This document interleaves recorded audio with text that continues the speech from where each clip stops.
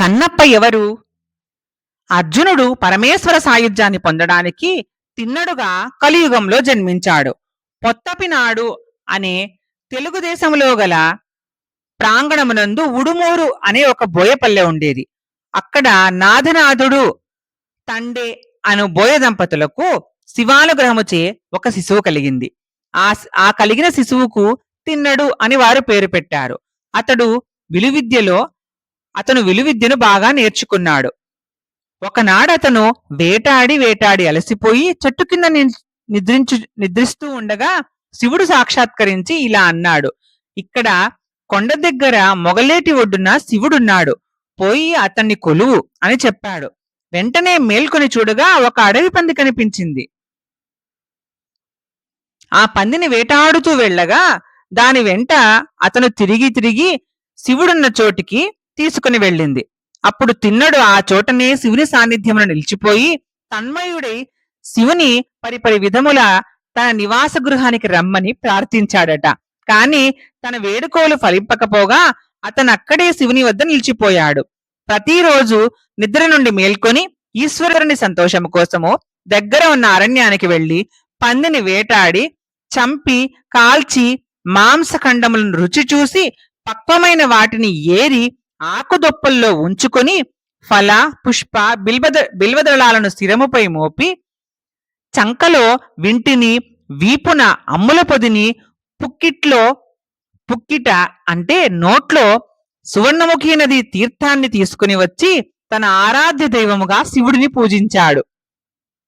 నోటితో తెచ్చిన గంగతో శివుడిని అభిషేకించి ఆకుదొప్పలలో తెచ్చిన మాంస శకలాలను మహానైవేద్యముగా శివుడు ప్రీతి చెందగా తిన్నడు అర్పించాడట.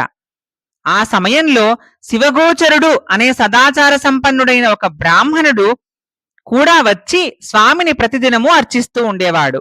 చాలా కాలం నుండి పూజిస్తున్న ఆ బ్రాహ్మణుడికి కొత్తగా కనిపించిన తిన్నడి పూజలు మంగళంగా కనపడింది.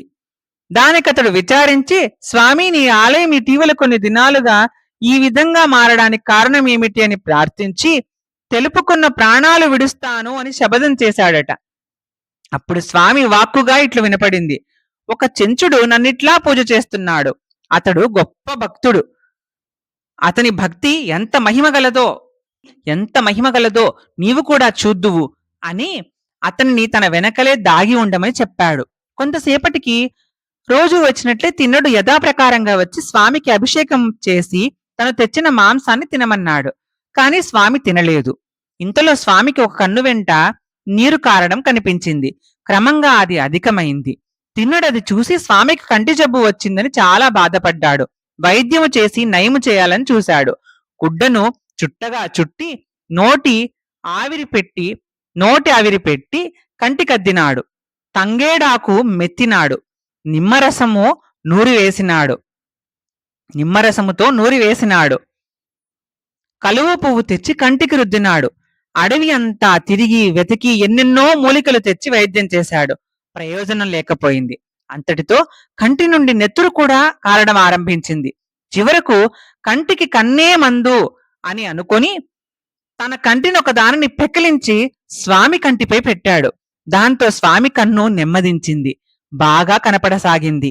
ఈ కొత్త కన్ను ముందు ఉన్న కంటి కంటే మిక్కిలి ప్రకాశంగా కనపడింది. కాని వెంటనే రెండవ కంటి నుండి నెత్తురు కారడం ఆరంభించింది.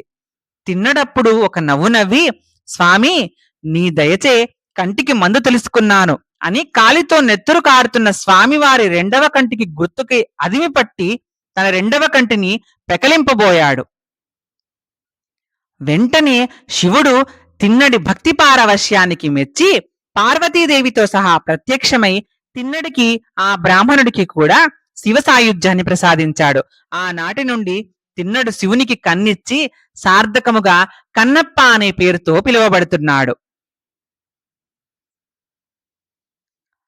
లోకంలోని శివభక్తులకు మార్గ ప్రదీపకుడై శ్రీకాళహస్తి క్షేత్రములో భక్త శిరోధార్యముగా కొలువబడుతున్నాడు. దేవాలయానికి దక్షిణపు శ్రేణిలోనున్న పర్వతముపై కన్నప్ప గుడి ఉంది. ఈనాటికి భక్తులు ఆ కొండను ఎక్కి భక్తుడైన కన్నప్పను దర్శించుకుని ధన్యులవుతున్నారు. ఓం నమః శివాయ.